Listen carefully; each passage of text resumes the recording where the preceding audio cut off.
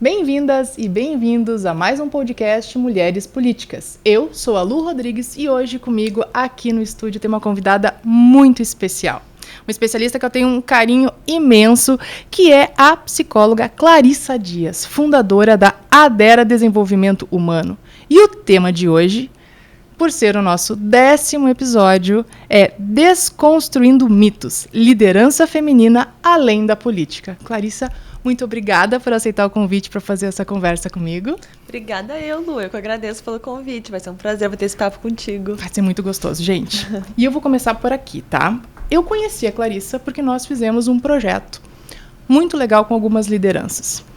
Nos conectamos em algumas questões e a Clarissa é uma profunda conhecedora do comportamento humano. Isso é uma característica que me agradou muito e eu acho que é muito importante para a gente conversar um pouco sobre isso.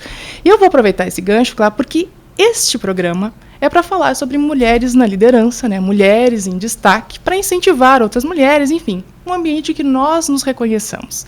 E eu começo te convidando a me contar a tua trajetória e a trajetória da Adera. O que a Adera entrega para a sociedade também? Ai, Lu, obrigada. Bom, falar um pouquinho de mim, assim, é difícil a gente resumir, né? São mais de 15 anos aí de trabalho ligado ao desenvolvimento humano, que é o que sempre guiou, né? Todas as minhas escolhas profissionais, os caminhos que eu peguei, as minhas experiências. Quando eu fui fazer a faculdade, eu optei primeiro pela administração de empresas. E logo no primeiro semestre vi que não era tão minha praia assim, apesar de eu me identificar com algumas temáticas, não era tão minha praia assim. E logo já migrei para psicologia, que foi a faculdade que eu me identifiquei do início ao fim, aquela coisa de estudar com gosto. Todos os cursos, inclusive, que eu fiz, depois MBA, formações, eu sempre escolhi fazer temáticas que eu realmente fosse gostar de estudar. Para mim, o prazer pelo estudo e pelo conhecimento é um fator importantíssimo para que depois a gente seja feliz na carreira e na profissão. Às vezes a gente faz essa escolha tão cedo, né? Escolher a profissão muito cedo. Tá? É isso mesmo? Não sei. Vou experimentar, depois eu vejo se é, né? E a gente se conhece pouco, né? Para fazer a escolha certa lá no começo, né? E aí a gente precisa passar por experiências ao longo da vida para dizer assim, essa sim, essa não, essa sim, essa não, né? E comigo não foi diferente. Tive experiências bem generalistas em empresas também na área de desenvolvimento humano. Desde o começo, os meus estágios foram em desenvolvimento humano, na área de treinamento e desenvolvimento e etc. E aí eu fui entendendo qual que era a minha praia. Passei por empresas multinacionais, desenvolvi projetos internacionais, fiz várias coisas, viajei pelo Brasil e até que voltei para o Rio Grande do Sul, saí do mundo corporativo, abri meu primeiro negócio, né, com mais 2 sócios, que também era uma consultoria.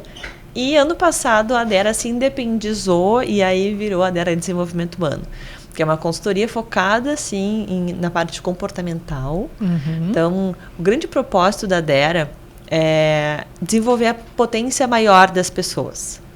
Então, a gente precisa mapear qual é a maior entrega de valor dessa pessoa e também levando em conta a realização profissional, porque para mim, carreira é um caminho de realização, é um caminho que se tu tá feliz na tua carreira, se tu tá entregando valor, tu tá ganhando bem, tu tá realizando os teus sonhos, tu tá levando esse equilíbrio, essa alegria para outras áreas da tua vida, né?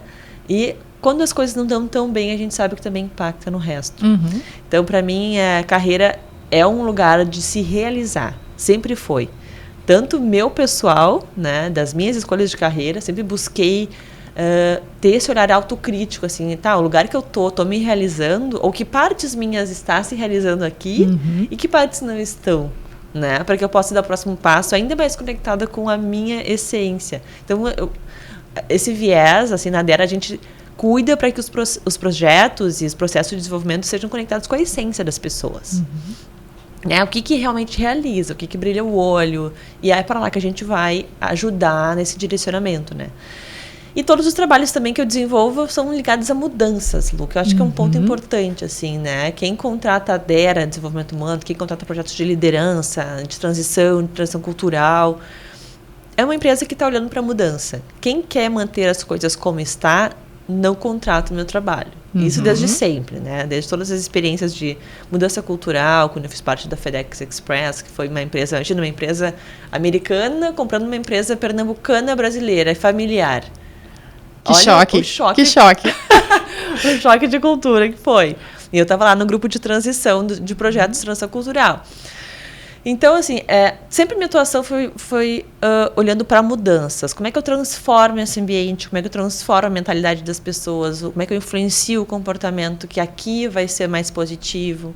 Enfim, então, para mim, é isso tudo que permeia tanto a Clarissa, né, quanto a carreira, quanto a Adera. Muito bem. E eu vou pegar um gancho aqui bem interessante que a Clara trouxe sobre um pouco da conexão, né, da vida, né? As coisas não estão desconectadas. E uma das questões que veio muito para essa mesa, de todas as profissionais que a gente já conversou, com as especialistas e com as lideranças eleitas, as chefes aqui dos conselhos, um assunto foi a questão da autoconfiança. Né? Então, a dificuldade que algumas mulheres enfrentam para se posicionar, para colocar a sua posição, para colocar limites. Né? Então, essa é uma dor que perpassou alguns dos nossos episódios, né? E nada melhor do que uma psicóloga, especialista no comportamento humano também, para nos falar um pouquinho sobre essa questão da autoconfiança. Como é que a gente trabalha isso, né? Como é que isso vem? E aí eu vou te fazer uma pergunta, porque já que esse podcast é sobre mulheres políticas, ao longo da tua carreira, tu viu uma diferença da autoconfiança entre homens e mulheres? Ou essa dor, ou essa dificuldade, ela é comum aos gêneros? Olha, Lu, eu acho que a autoconfiança, eu não consigo te dizer se ela é mais masculina ou mais feminina. Mas eu acho que tem algumas questões envolvidas que são em comum para ambos, tá? Quando eu falo autoconfiança, não acredito muito naquelas fórmulas mágicas de olha no espelho, né, grita hi, enfim, né, vou vencer. Não, eu acho que não postura do super-homem, da super-mulher. Eu não acredito em processos mágicos né? Eu acho que a autoconfiança vem de uma estrutura mais profunda, mais interna. E eu acredito que a autoconfiança, ela tem como base quanto a gente se sente confortáveis na nossa vulnerabilidade.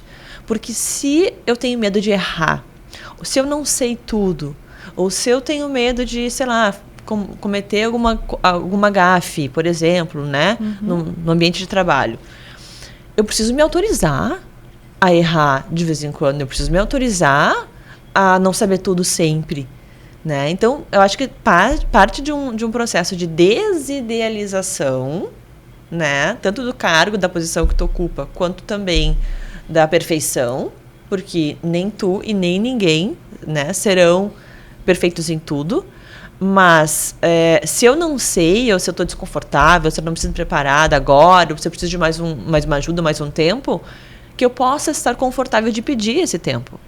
Porque eu acredito que a autoconfiança vem desse lugar.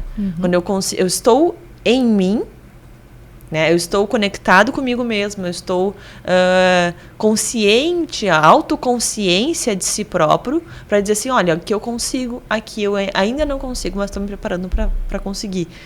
E não tem problema em dizer isso, né? Mas parece que a gente tem que estar sempre pronto. Mas tem ambientes que propiciam este momento de autoconhecimento, de tu fazer uma exposição, e tem ambientes que são um pouco mais complicados para que tu possa fazer este exercício sem que tu te sinta machucado, né? Então a autoconfiança, ela também é influenciada pelo ambiente, ou não? Olha, Lu, sim ou não? Sim e não, porque tu pode ter um ambiente que questiona ou que te deixe mais inseguro, mas tu vai precisar manter a tua coerência. Então, quando tu consegue manter a tua coerência, a pessoa que está tentando te desestruturar, ela também se sente intimidada, porque a pessoa está sendo coerente, né? Há uma coerência naquela atitude, naquele comportamento, naquela linha de pensamento. Então, eu sempre convido as pessoas a não permitirem que tirem a tua versão da verdade. Né? A gente tende, quando alguém nos questiona ou tenta invalidar um ponto de vista ou desqualificar o que tu está dizendo, já bate aquela insegurança, né? Será que eu estou errada? Será que isso? Então, assim, às vezes também fazer o exercício de escutar o nosso inimigo interior, que está ali pronto para ativar, né, para ser ativado. Escuta o inimigo interior. Percebe que essa voz não é do teu melhor amigo interior, é do teu inimigo interior. Todos nós temos, né, a luz e a sombra, o anjinho e o diabinho. Então, assim, identificar que, cara, essa voz não é de alguém que está aqui me defendendo e lutando por mim. Então eu não vou escutar essa voz. Eu vou dizer que sim, que esse é meu posicionamento, essa é a minha verdade, é dessa forma que eu vejo, e vou defender aquilo que eu acho. É claro que a gente tem uma linha de, cara, eu vou ser inflexível demais, né? Que eu acho que a gente cai nesse lugar, e eu acho que é um lugar de bom senso, se questionar e dizer assim, cara, bom, se eu vou querer validar minha verdade o tempo todo, eu posso passar por inflexível. Se tu quer validar o tempo todo do teu jeito, que o teu é o certo, bom, talvez tu caia nesse papel de inflexível. Mas eu acho que a gente não pode deixar com que qualquer questionamento ou a conduta de alguém questione a tua verdade. Te desqualifique, né? A tua visão de mundo, aquilo que tu tá experienciando. Essa é a tua verdade, ponto. Não é nem mais e nem menos do que a da outra pessoa. Né? Mas até para saber qual é a autoverdade, a gente precisa se conhecer, né? Claro. Demais, a base de tudo. E é um exercício, né? O autoconhecimento é um exercício, ele não vem assim. Eu me identifiquei com a tua fala, porque eu já ouvi uma especialista me dizer, e para mim foi uma mudança, assim, de vida, né? Que, às vezes, a gente tem juízes muito fortes dentro da gente, né? Então, é alguém que está sempre dizendo, olha, talvez não seja tudo isso, acho que tu precisa avançar um pouquinho mais antes de te expor, enfim, né? Os nossos juízes, eles são pesados com a gente mesmo, e que a gente precisava ser mais advogados de nós mesmas. Eu achei essa fala linda, e ela fez muito sentido para mim, e certamente alguém que está nos ouvindo vai se identificar com isso, porque as mulheres, às vezes, se julgam demais ao se expor, né? E não se permitem expor algumas questões por receio, enfim, né?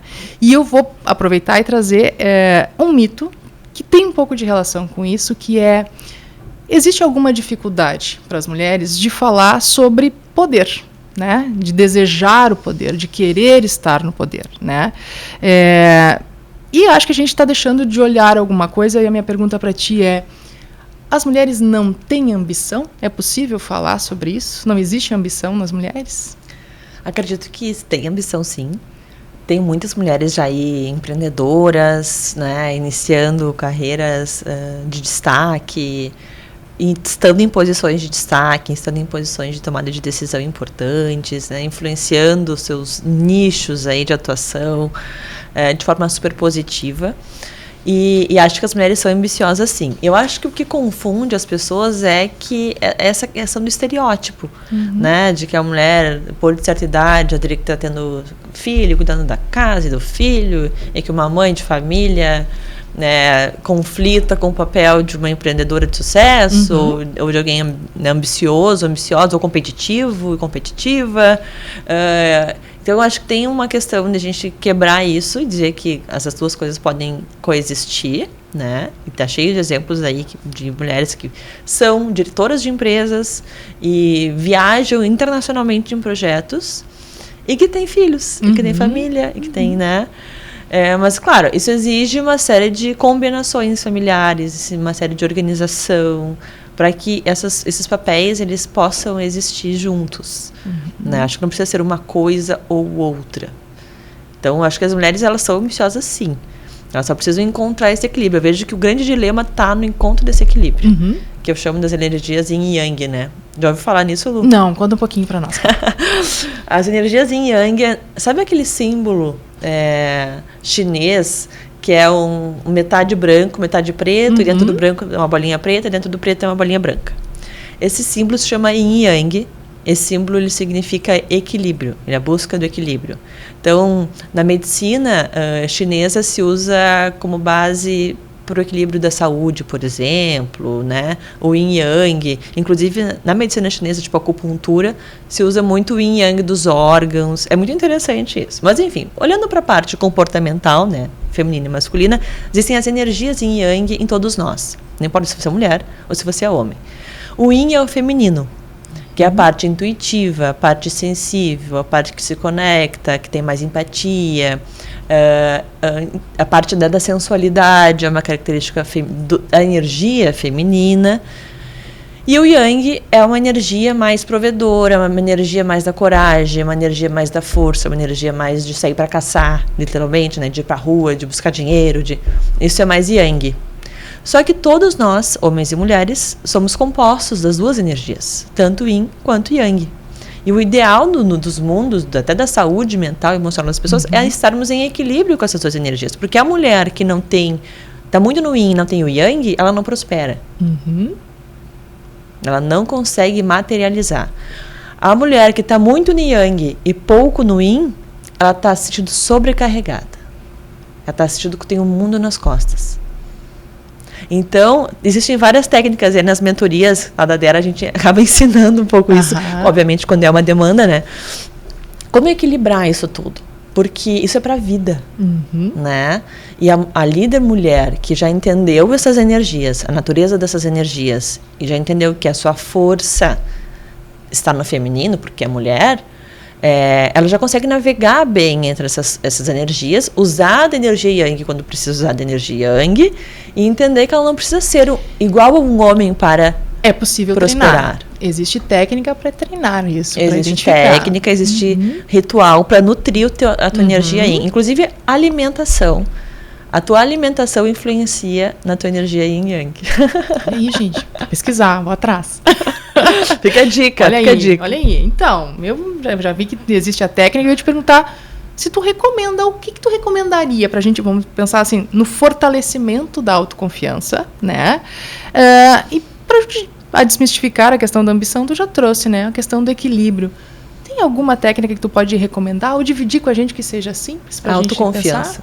Sim, Lu, a gente falou sobre vulnerabilidade, né? Estar confortável na sua vulnerabilidade, o estar confortável em não saber tudo, estar confortável em errar, estar confortável em não ser perfeito. O exercício que eu recomendo percebe aonde isso está te deixando mais ansioso na tua vida, né, no teu trabalho, e abre a vulnerabilidade. Faz o exercício de essa semana, eu quero abrir vulnerabilidade com a minha equipe, por exemplo, de trabalho. Então eu vou chegar e vou dizer assim, equipe, olha só, teve um projeto X, sei lá, que daqui a pouco não deu certo, mas é aquela coisa, não dá certo o projeto, você quer culpar alguém. Você, não. Vamos entender, será que a gente está preparado para isso?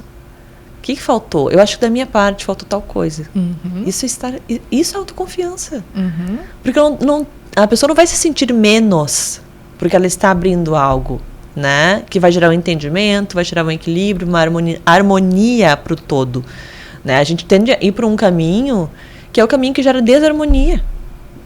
Né? Porque a gente está presa no papel da perfeição. Que a gente tem que saber tudo, que a gente tem que ser perfeito, de que a gente é foda, de que, né? De que ser foda é não errar nunca. Então, eu acho que tem que desmistificar e exercitar essa questão da vulnerabilidade. Abre aquilo que tu não sabe, abre aquilo que tu não está confortável, pede ajuda. Tu vai te sentir muito mais confortável nas coisas que tu vai fazer, tu vai receber ajuda daqui a pouco de pessoas que tu não imaginou que tu iria receber. Vai sentir mais fortalecida. Então, eu acho que é Isso abre a questão que tu já falou também, né? Que é com relação à autenticidade, né? Tu tá fiel ao que tu é, ao que tu acredita. Então, quando tu abre isso, tu também te conecta um pouco com o que tu é de verdade, né? Essa essência aí facilita esse momento, esse ambiente de conforto, né? Muito, Lu. E como... tá todo mundo tentando te vender uma ideia, né? Se a gente não tá firme na nossa autenticidade, aí a gente pode tomar como base os nossos valores pessoais, né? As quais a gente busca ser fiel, as quais se a gente está sendo fiel aos nossos valores, a gente provavelmente tem mais paz, a gente tem mais saúde emocional, a gente tem mais tranquilidade, serenidade para tomar decisões certas, para saber, isso é para mim, isso não é, isso faz sentido, isso não faz. Né? Agora, quando a gente está bagunçado na questão dos valores, da nossa base de valores, até nos nossos limites, né? Isso fica cada vez mais complicado. E as coisas, elas são contextuais, né? Às vezes a gente faz, e eu trago isso porque já veio para a mesa essa questão. É um momento onde tu precisa te posicionar e te coloca é um desafio, agora eu preciso de um posicionamento claro, enfim, eu preciso impor limites ou colocar limites com as pessoas que estão conversando comigo. Mas a gente não está dissociado da história, a gente não está dissociado da trajetória que a gente tem. E às vezes o parar e olhar tudo que a gente já percorreu nos ajuda a entender, nós chegamos até aqui, eu estou neste lugar, né?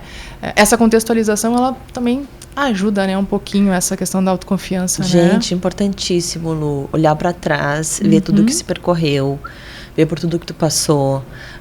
Quando eu falo sobre soft skills, né, nos projetos da DEA, nas empresas, sobre capacidades comportamentais, habilidades comportamentais, né, que são as soft skills, eu sempre tem uma dinâmica que a gente faz, que é um exercício de gráfico da vida, onde a gente faz os altos e baixos da vida e olha para os aprendizados da nossa vida. Né? E não só às vezes de trabalho, mas assim, cara, coisas que aconteceram na tua vida, sei lá, mudança de escola, coisas marcantes, né? O que fez, se era do time da escola, se era do time do colégio, se não era, como é que era a tua interação, se foi líder de turma, se não foi líder de turma, enfim, né? Se eu gostava de esporte, se não gostava de esporte. E aí, essas respostas vêm ao longo da nossa vida, né, mostrando algumas competências comportamentais que já são nossas, desde muito tempo. E olhar para trás e ver quem tu foi, né? Ver tuas capacidades, ver tudo que tu construiu também, as pessoas que gostam de ti, amizades que tu tem, muitas vezes de tempos, né? Isso tudo vai trazendo o nosso valor humano para a nossa história. E também ajuda com que a gente diminua essa ansiedade de não ser bom o suficiente, de não estar pronto o suficiente. E uma coisa que eu gosto de falar também é: todo líder tem medo, né, da desaprovação. Não tem ninguém que suba num cargo de poder que em algum nível não passe, né, ansiedade, noites de insônia, dúvidas. Então a gente normalizar isso, até para quem está indo ou já está ou está indo para esses lugares de destaque, né, entende isso com mais naturalidade dentro de um processo de, ok, estou realmente me diferenciando da grande massa populacional, estou indo para um lugar de destaque e esse lugar ele tem seus obstáculos. Eu também tô indo para esse lugar e me encontrando nesse lugar, né, de poder, de respirar, de ser um porta-voz, etc., como um político, por exemplo, né? Então é natural que haja esse questionamento. Tem um treinamento que eu acho que é sensacional, assim, que é a questão da própria comunicação, que é um pouco da parte, né, que a gente fala bastante aqui, né? É possível trabalhar a questão da comunicação e aproveitar as oportunidades de expor o ponto de vista, de expor as suas ideias, são momentos para exercitar essa fala. E, sim, são obstáculos, mas os obstáculos estão ali para a gente ultrapassar. Lógico. Então, aproveitar esses ambientes para se expor, sim, para fazer as suas falas, para colocar os seus pontos de vista. Não vai ser legal no primeiro, não vai ser tão bom no segundo, mas lá no terceiro, quarta, quinta vez que a gente for fazendo isso vai ficando mais natural, vai ficando mais simples. A gente vai se entendendo também um pouquinho mais, organizando melhor estas falas, com início, meio e fim. Na próxima, tu já vai mais preparado, já leva a tua listinha mais organizada dos pontos de vista que tu quer colocar. Então, trabalhar isso também da comunicação ajuda a fortalecer essa autoconfiança. Vai mais preparado. Algumas das mulheres que sentaram aqui disseram, cara, para ser mulher na política, tem que ser preparada, né? Mas a preparação não é uma coisa que cai assim, né? Tu constrói a preparação. Perfeito. Né? Então, buscar esta ajuda, ela faz parte do processo. Com certeza, sem dúvida. Processo, né? E eu acho que é muito positiva tu ir atrás, né, Lu? E comunicação, quando a gente fala de uma era de rede social, de hiperconectividade, né, de inteligência artificial, de tudo que a gente está vendo, a gente se comunicar, de expor o nosso conhecimento, nossas opiniões, né, aquilo que a gente quer influenciar, né, o nosso propósito, né? A gente fala muito de propósito, né? Com liderança e propósito, e por liderar sem ter um propósito, tu acaba virando um chefe autoritário, né? E tem alguns, né? Existe, né? Nem todo mundo tem um propósito, nem todo mundo se passou por um processo de desenvolvimento, né? Mas eu acho que essa questão da comunicação que tu falou, Lu, é muito importante. Muito importante. Bons comunicadores ocupam lugares, sim, de destaque. Bons comunicadores influenciam mais, né? Então, é um exercício, um conhecimento que realmente as pessoas precisam buscar, aperfeiçoar, melhorar, estudar, estruturar, saber que tem uma lógica por trás. Né? Eu lembro do primeiro curso de oratória que eu fiz há muito tempo atrás, quando comecei a dar palestras na PUC. Até interessante isso, porque quando eu voltei de São Paulo, nessa fase depois que eu morei em São Paulo, eu voltei para Porto Alegre, Aí fui chamada por algumas professoras da PUC para dar umas palestras por lá, e foi assim que iniciou as primeiras consultorias de carreira. Aí eu fui falar sobre o que era o programa de trainee que eu tinha vivido e tal. E nessas palestras eu falei, gente, eu preciso me preparar. Eu não ia nem ser remunerada. Era um convite assim, tipo assim, hoje, na aula de hoje vai vir uma palestrante aí, sabe?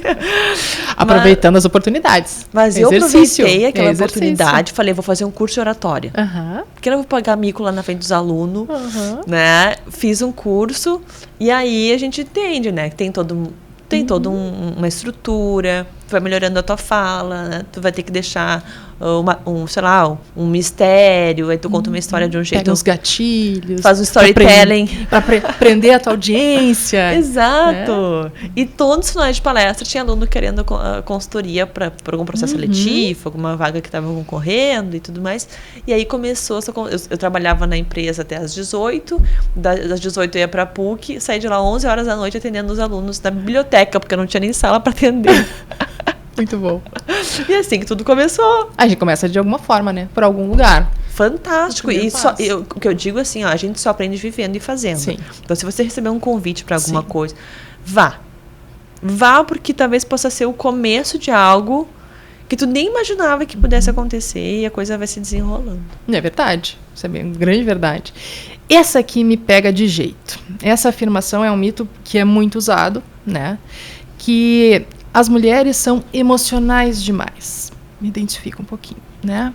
Mas esse mito, ele é muito reducionista, ele é simplista, desatualizadíssimo, né? Porque as emoções estão em alta neste momento, né? Conexão emocional, as conexões das pessoas. Mas ele está posto, né? Ele está na mesa e ele faz uma declaração que é muito nociva, que é de que as mulheres não teriam, por ser emocionais, a capacidade de tomar decisões mais racionais. É isso que está debaixo dessa fala. Fala um pouquinho pra gente sobre emoções, Clarissa, porque elas fazem parte da nossa vida, né? Do ser humano. Sem dúvida, né? Com certeza. E aí eu volto pro Yin Yang, né? Por narrativas como essa, as mulheres foram demais pro Yang, estão vivendo uma crise, muitas mulheres hoje vivendo uma crise, né, desse desequilíbrio que se gerou na própria vida, né, se sentindo sobrecarregadas de tudo, com dificuldade inclusive de nutrir suas próprias relações afetivas, né, relações íntimas, que daí não tem a questão do Yin. O Yin é aquele lado que vai cuidar da casa, o que vai se preocupar com a comida, que vai botar um carinho, né, sabe, essa coisa mais afetiva, profunda. E se eu estou muito no Yang, que é essa coisa da materialização, da coragem, da força, eu não consigo nutrir as relações mais íntimas. Então, tem muitas mulheres que foram, por discursos como esse, demais pro Yang, para dizer, não, mas eu dou conta sim, eu posso também, né?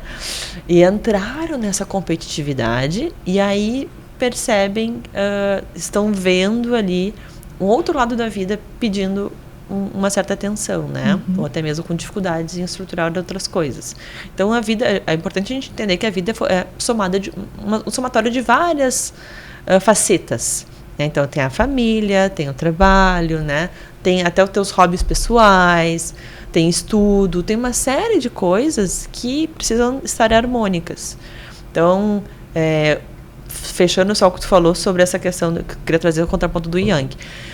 Mas, olhando para o viés de que as mulheres são mais emocionais, eu diria que as mulheres têm mais capacidade de empatia. Talvez por ser uma característica mais da energia Yin, por exemplo, né? As mulheres têm uma facilidade em ser mais empáticas, em se colocar mais no lugar do outro. Inclusive, eu, ao longo dessas jornadas de mais de 15 anos nas empresas, pude pegar alguns casos, Lu, e aí são casos, inclusive, mais graves, né, de lideranças que não tinham empatia. E aí que a gente pode ir para um extremo, por exemplo, de um transtorno narcisista de personalidade.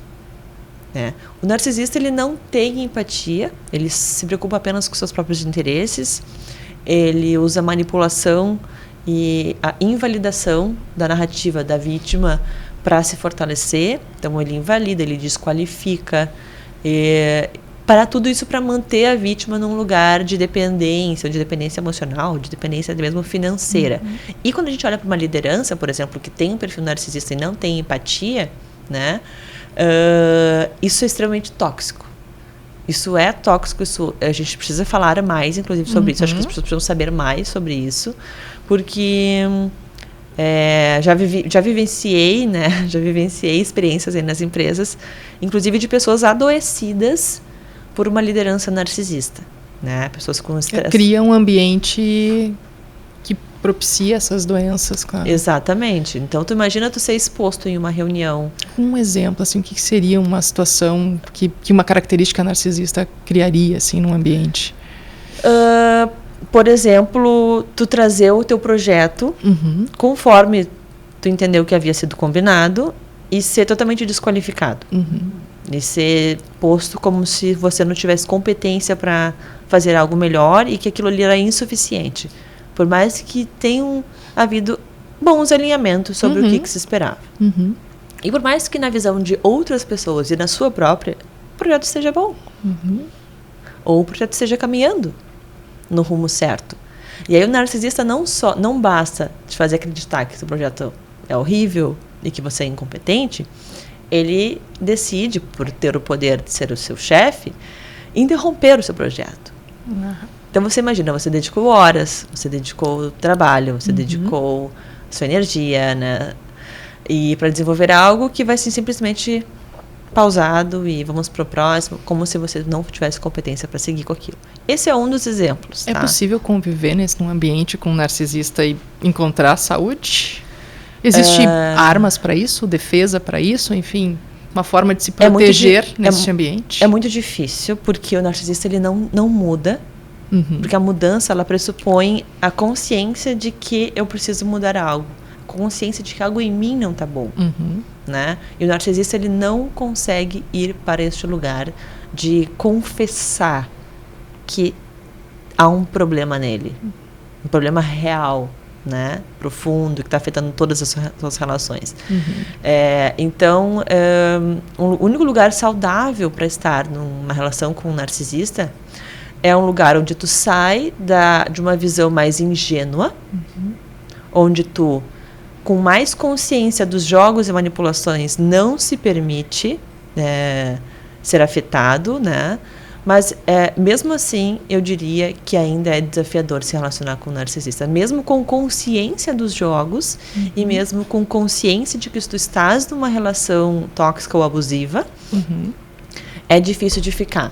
Porque, em algum momento, isso vai gerando muito desequilíbrio, muito desgaste, né, entre o líder e o liderado. É muita argumentação. E o narcisista ele tem muita energia para fazer esse processo, né? O narcisista ele tem muita energia, ele tem uma certeza da superioridade. Então o narcisista ele não aceita falar de igual para igual. A versão dele é sempre a mais forte. A necessidade dele é sempre maior que a do outro. E a relação de poder está estabelecida pela relação de trabalho ali, né? Sim, e a outra pessoa precisa do emprego, precisa, né? Claro. E aí se fragiliza completamente. Já teve situações, enfim, da pessoa querer sair da empresa e o gestor não permitir com que ela saísse, ou fazia com que ela acreditar que ficar era a melhor opção para ela. Então, tu imagina, é muita manipulação envolvida, porque o narcisista se alimenta disso. É um transtorno, é difícil de se diagnosticar, porque em meio a atitudes perversas, negativas e manipuladoras, o narcisista tem algumas atitudes positivas, mas são sempre com viés de manipulação. Esse ponto é polêmico. É bem polêmico, bom, é polêmico. Então eu acho que, voltando para o assunto das mulheres, né, as mulheres são mais empáticas, e então eu acho que por isso, por ter essa tendência de se colocar mais no lugar do outro, podem ter essa característica de serem mais emocionais, né? Então, talvez tenha uma característica mais sensível do que os homens, né? E eu acho que os homens... Que algumas situações é uma habilidade espetacular para se utilizar, né? Óbvio, com certeza. E os homens saudáveis, Lu, os homens saudáveis, lá dentro do seu yin yang, eles já estão aprendendo a falar mais sobre as suas emoções. Eles já estão aprendendo a abrir mais suas vulnerabilidades. Dizer, olha, estou confuso com isso, estou me sentindo mal com aquilo, estou inseguro com esse caminho. Isso é saudável. Tem que desmistificar isso. Para homem e para mulher, para o ser humano, é saudável. né, abrir esse coração, né, abrir essas emoções, acessar essas emoções. Então, acho que isso é muito positivo. Muito bem. Gente, vamos lá. Esse mito é um mito, como é que eu vou dizer assim? Ele é muito batido, ele realmente está presente no nosso dia a dia, e ele causa um desserviço absurdo, que é o fato de as mulheres estarem sempre competindo umas com as outras, né? Como se isso fosse posto da relação entre as mulheres, que essa competição ela exista porque isso é natural, as mulheres estarem competindo, né? O que a experiência te diz sobre isso, né? E dentro do ambiente de trabalho, como é que fica esse mito quando ele está tão estruturado assim? Olha, Lu, primeiro que eu acho, uma opinião até pessoal, assim, eu acho muito feio a gente se autorizar a falar mal de outra mulher. Perfeito. Né? E aí eu vejo isso em grupos femininos, às vezes, né? De tu, porque fulana tá assim, fulana tá assado, porque a roupa, porque é o corpo, porque é não sei o quê. Então, acho que primeiro a gente precisa não se autorizar mais, desautorizar a expor qualquer tipo de crítica a outra mulher. E isso já vai minimizar essa questão de competitividade, né? Nós não estamos para competir, ninguém tem que ser melhor que ninguém, cada um tem seu estilo, seu gosto, suas preferências, né? Sua vida, e tá tudo bem. E somos mulheres em essência, temos necessidades parecidas, passamos por coisas parecidas, fases da vida parecidas, temos dilemas parecidos. Então a gente tem que pegar o que nos une, né? Muito mais do que aquilo que nos separa. Que a gente tem um sistema que ele é opressor. É um sistema que nos mostra que existem poucas vagas para as mulheres, que realmente chegar lá é muito difícil. Logo, se é difícil, a gente vai precisar competir entre a gente, né? E aí toda a questão da solidariedade, da colaboração entre nós, ela vai ficando num lugar muito distante, né? Isso realmente acaba prejudicando a gente. E veio muito para a mesa a questão toda vez que se faz um ataque a uma mulher, não se discute as ideias, discute as suas questões pessoais.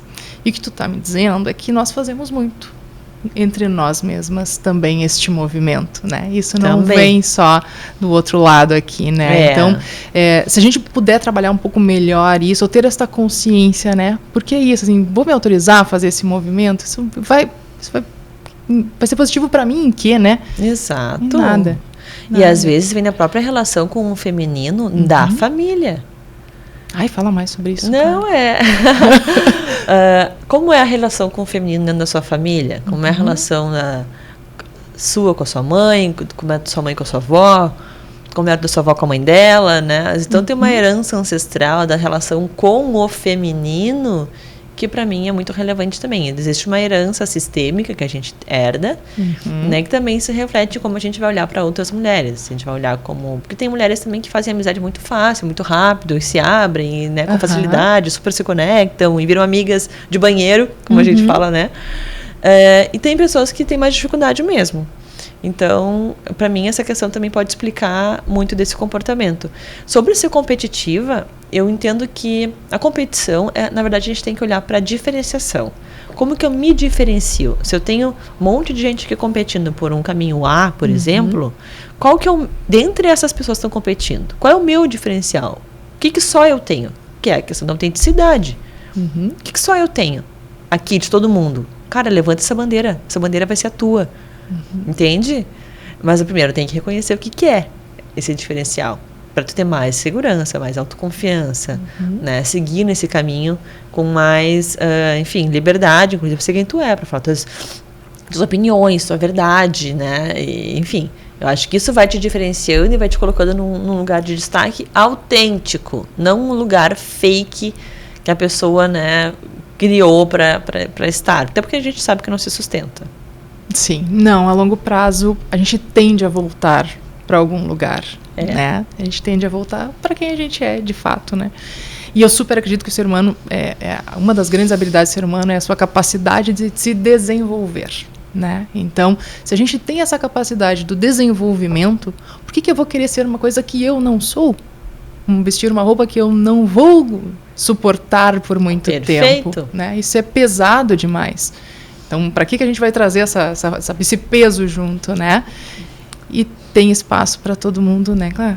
Tem espaço para todo mundo. E a gente tem que, assim, essa característica mais yang, por exemplo, de desbravar caminhos, isso para mim é fantástico. Essa é uma capacidade que a gente precisa nutrir cada vez mais para realmente levantar nossa bandeira, para ir atrás das pessoas que vão compactuar com ideias que são nossas. Porque a gente só vai... A nossa tribo vai nos encontrar, né? Vai encontrar. vai, sem dúvida. Né? Então, assim, tu tem uma verdade que tem coerência, né? Que tem necessidade no mundo. Não tem como a gente não conectar interessados, conectar pessoas que têm a mesma visão de mundo, ou parecida, ou que se interessam, ou que admiram, né? Eu acho muito legal também pensar que muitas vezes, por exemplo, os cantores famosos, né? Eles cantam milhares de vezes a mesma música. Sim. Né? E até eles devem ter enjoado daquela música, né? Mas assim, cara, aquilo ali as pessoas pagam pra ir lá ver mais uma vez aquele cantor cantar aquela música. Muitas vezes a pessoa ela não vai ser uma especialista na tua área, mas ela vai ter paixão de te ouvir falar sobre aquele assunto que tu ama. Então olha que bacana quando a gente conecta propósito, né? Autenticidade, esse caminho do desbravar o teu caminho, e aí a gente vai conquistando sim as pessoas que se conectam, né, com a nossa causa. Com isso. Muito bem. Pessoal, a gente está chegando ao fim de mais esse episódio e, assim, tá muito gostoso, tá? Poderia passar um tempão conversando com a Clara. E essa pergunta, Clarice, eu faço para todas as que sentaram aqui, que é: quais são as mulheres que são referência para Clarissa, né? Quem é que tá na tua vida aí, que tu te identifica, que é uma liderança, ou enfim, que te inspira, independente de ser uma liderança ou não? Ai, não dá pra parar pra essa pergunta. Essa eu não contei. Segredo. Mas assim, são muitas. Eu vou falar pela a primeira pessoa, obviamente, que me vem à mente, que é a pessoa que... Primeira pessoa que acho que me plantou em mim essa semente da realização na carreira, que é a minha mãe. Lindo. A minha mãe é uma pessoa que ela foi defensora pública por muitos anos, ajudou muitas pessoas na carreira dela, uma carreira realmente de muita doação, né? As pessoas que não têm dinheiro para pagar um advogado vão no defensor público. Então, ela ajudou muitas pessoas a resolver questões que essas pessoas nunca teriam resolvido se não fosse o serviço que ela estava ali prestando, né? E ela se realizou muito nessa carreira, ela teve lutas e, né, debates enfim, união com os pares ela foi muito ativa na carreira dela, na defensoria, e ela mostrou, não só para mim, mas para minha irmã, né, que a nossa carreira é algo muito importante na nossa vida. Que a gente deve batalhar por ela, a gente deve, assim, ir atrás dos nossos sonhos, sabe? Lutar, que a gente vai conquistar e vai chegar no nosso lugar ao sol. Então, acho que primeiro vem ela. Depois teriam diversos outros nomes para citar, mas eu acho que vou ficar por aqui. Que é gigante, né? Que é lindo. Dessa homenagem aqui para ela. Que lindo, claro. E nós chegamos ao fim de mais um episódio do Mulheres Políticas. Se você gostou deste conteúdo, deixe seu like. Se achar que esse tema pode interessar alguém, compartilha. Eu vou fazer... mais um agradecimento a essa convidada tão especial que abriu este tempo para essa conversa, que foi riquíssima, né? Que tenho certeza que muitas pessoas vão, além de se identificar com a gente aqui, ver que existem caminhos que dá para a gente olhar para esses lugares, que esses mitos precisam ser desmistificados, né? Tá na hora de quebrá-los, já deu, né? Já foi bastante tempo aí. Te agradecer, claro, do fundo do coração, por essa janela. E se tu quiser deixar alguma mensagem final para a nossa audiência, fique à vontade. Obrigada, Lu. Eu que agradeço a oportunidade de estar aqui contigo. E a mensagem que eu sempre digo é desenvolvam o potencial máximo de vocês. Na vida, na carreira, nas habilidades pessoais, né? Então, assim, não se limitem. Não se limitem. A única limitação está na nossa mente. A única limitação de quão longe podemos ir está dentro de nós. Nosso inimigo também está dentro da gente. Identifica o teu inimigo, né? Conversa com ele de vez em quando, mas não deixa ele te dominar. E segue o teu sonho, segue o teu caminho. Essa é a minha mensagem. Muito lindo. Não vamos delegar aos outros a responsabilidade da nossa vida, né? Exatamente. Claro. Papel de vítima não dá. Não dá. Gente, muito obrigada. Até a próxima.